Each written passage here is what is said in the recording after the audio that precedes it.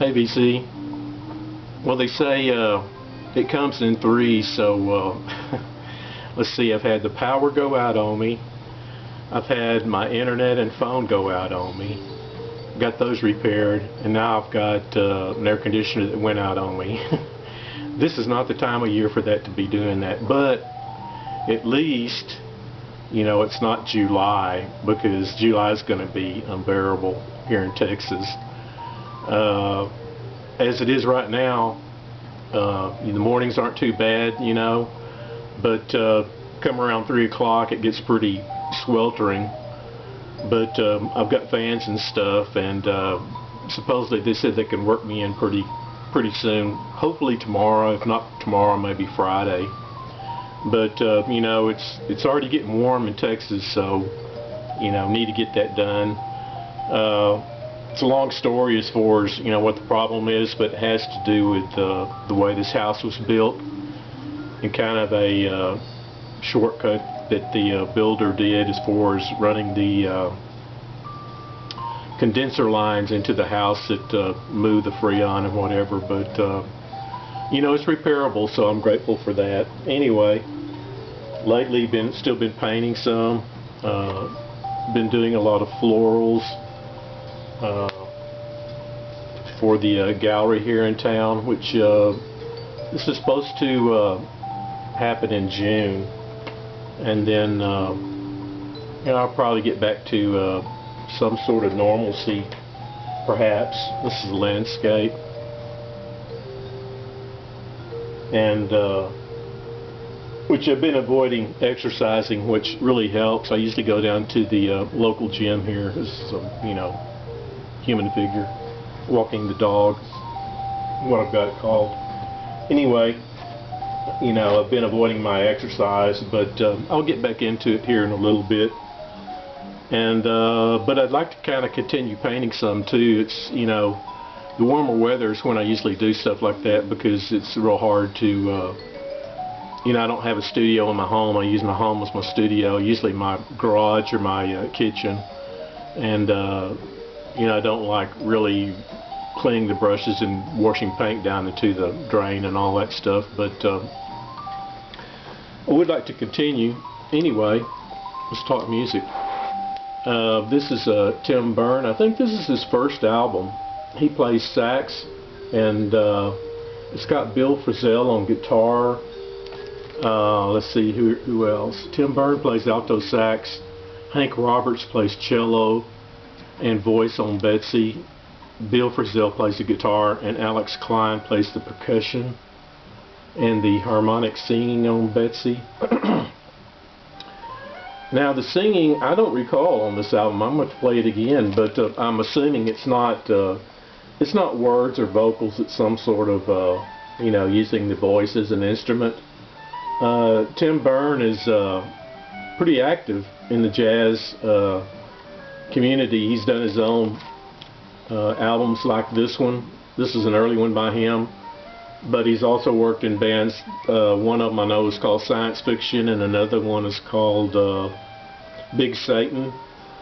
But he's also like just a session guy that's played on a bunch of other jazz guys' albums. And like I said, you know, it's amazing how the album covers kind of capture what the music inside might be like. And this one does enter that free jazz and gets pretty chaotic at times, but I like it for that reason. I would say he's kind of like the Jimi Hendrix of saxophone, at least on this album. And it's worth picking up if you're into that kind of thing. I saw Derek Higgins talk today that yesterday, I believe it was Eno's 70th birthday. And this is one of my favorite Eno albums. It's called Nerve Net. It's one of his more lively albums, I guess you could say. It's not the environmental ambient stuff. It's kind of gets more into the electronic area for Eno. But if you like that sort of thing, or you just want to try a different, you know, different shade of Eno, you know, you could picked this one up. I like this one quite a bit, listening to it during the summer. Of course, there's always stuff like discrete music. This is a really early album by Eno, more the environmental type stuff, electronics, very ambient, and bordering on 20th century classical music. But I like this along with you know, his Own Land series and oh gosh, music for airports and things like that when I'm more in a contemplative mood or maybe at night. And again, a lot of those albums are electronic, but also you know, they're electronic, ambient, you know, and kind of landscapey in a way.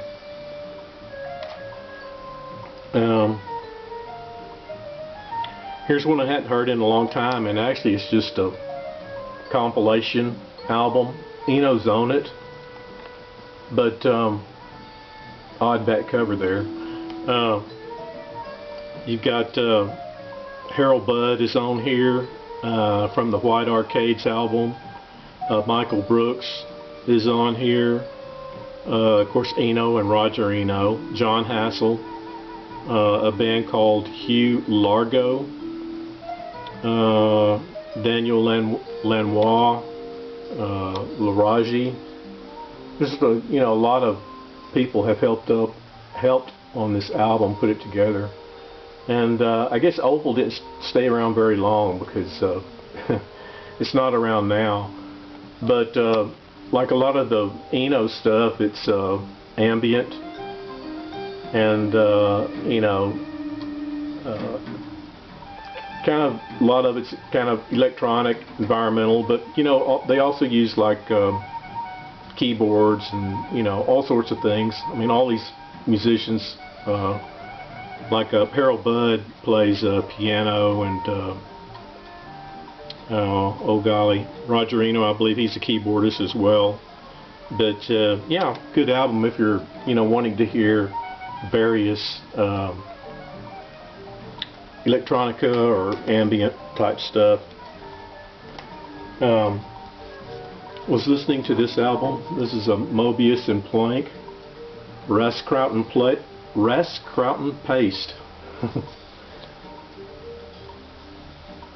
That's quite a mouthful for a Westerner to say. Rest-Crouten Paste. It's on the Sky label, and it's electronic as well. It's varied in its moods. It's electronic, but it can also be kind of contemplative at the same time, or ambient. But yeah, I mean, for some reason I picked this up and started listening to it, and have been enjoying listening to it lately. It's a good album. Listened to this here recently. This is Henry Kaiser. It's a Wonderful Life, and on it Henry Kaiser plays guitar. He's a guitarist, pretty much in the Fred Frith or Derek Bailey mode of guitar. The first side of this, It's a Wonderful Life, that whole cut takes up that first side, and then you've got 3 cuts on the other side. And from what it says is that I think the first cut is just sound improvisation. So it's on a really obscure label called Metal Language Records, and I don't know if Henry you know, financed this himself or anything about that label, but really obscure. The best way to describe this is just like it says, is a large part of it is just improvisation on guitar. It's highly textured, and I wanted to say it's kind of just like guitar noise, but it's not really noise. It's not, or at least not for me. it's not as confrontational as, say, maybe Fred Frith or Derek Bailey, but you know, it is along that line. I think, you know, his is a little bit easier to handle, and it's probably not something I play a lot, but I like to hear it from time to time. And since this album, you know, Kaiser's put out a bunch of different music. He's a really, you know, technical guitarist, and he's gotten better and better over the years. But yeah, I played this one here the other day. This is Gabriel Lee, music for guitar, on the Narada label. Somebody here recently on the VC asked about what is the best album or best recorded album that you have. This may not be there, but this always look for these little labels here. Direct Metal Mastering, I believe is what it is. Teldec Technology Direct Metal Mastering, DMM. But generally the albums with that little logo on it are kind of well recorded albums and mastered real well, and very clean sounding. As far as this album here, it's just guitar songs, no singing or anything. I want to say that Gabriel Lee plays something like a nylon string guitar, but that, you know, I may not be right in that, but it has a real soft nature to it. It's very ambient, and you know, gets into that new age category, but at the same time it's accessible, and a fairly pleasant album on the Narada label. If you find it on the cheap, it's well worth picking up. I like the cover too. This is Luc Ponty, Enigmatic Ocean. Listened to this here recently because Alan Holdsworth is on it with him, who's a British guitarist. He passed away some time ago. I don't recognize any of the other. I've heard Steve Smith on drums, or recognize the name, I believe, but I don't recognize any of the other players.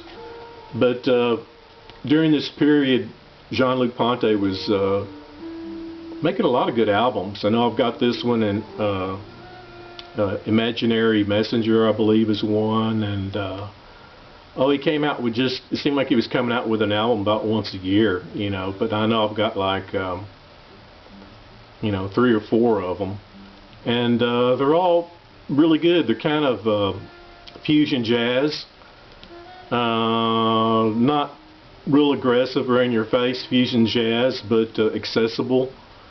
Jean-Luc plays violin, and I know he had played with Frank Zappa there for a while, and I may have seen him when he played with Zappa. I can't remember now, but anyway, a lot of his albums they're all recorded well, and they all are, you know, easy to get into if you I believe this is the only album though that Holdsworth played on, but yeah, good album. Here are 2 recent acquisitions. This is the Brooklyn Riders, Dominant Curve. They're a quartet, string quartet, with 2 extra people on there helping them out. And I believe they are up in the New York area. I got this used, as you can see. But they've also got Kojiro Umezaka on electronics on here, and he also plays a, probably butchered this, but it's a shakuhachi. It says just shakuhachi, and I had to look that up on the web, and it's a bamboo flute. And then they've also got Justin Messina on here as well, and he plays electronics as well. So you've got 2 guys on electronics, and it's not the electronics don't you know, they don't domineer the thing. But this is just like sort of like modern string quartet music with just 4 cuts on it. One of the guys in the band, there are 4 members. 2 play violin, 1 play viola, and then there's a guy on cello. And one of the guys in the band, this Colin Jacobson, wrote the first song, and that guy on electronics, the Kojiro Yamazaki, he wrote one of the songs. And then you've got Claude Debussy and a Russian composer that I'm not familiar with, Dmitry Yanov, Yanamovsky, and a John Cage song on here as well. So I guess there's like 5 songs. But yeah, I just picked that up the other day.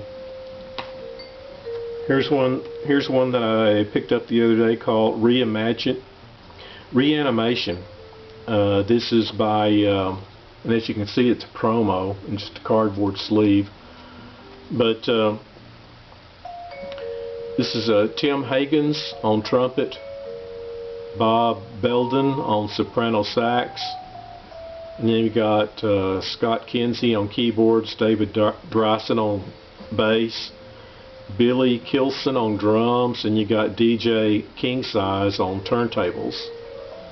And it's basically a jazz album. I heard about this from D. Washington, and it wasn't this specific album, it was the studio album that probably this stuff comes from.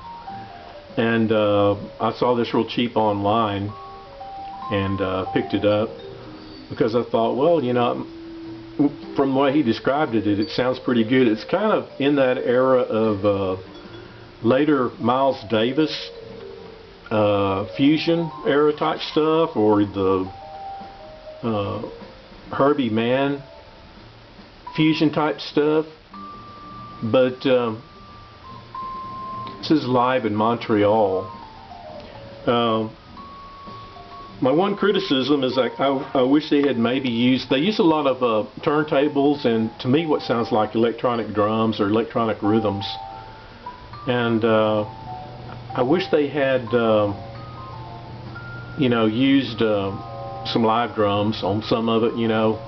Perhaps just did it with, which there is a live drummer on here, but and probably that's probably where they were going, just to do something different with this album, is to use to get it into that, to push it into that techno territory. But there again, I've only heard this once, so you know, give me a few more spins with it, and it'll probably grow on me even more. But I did like this area that he was going into. I very much like that, you know, Miles Davis, Herbie Hancock, latter fusion-y territory that they got into. So yeah, was happy to get it.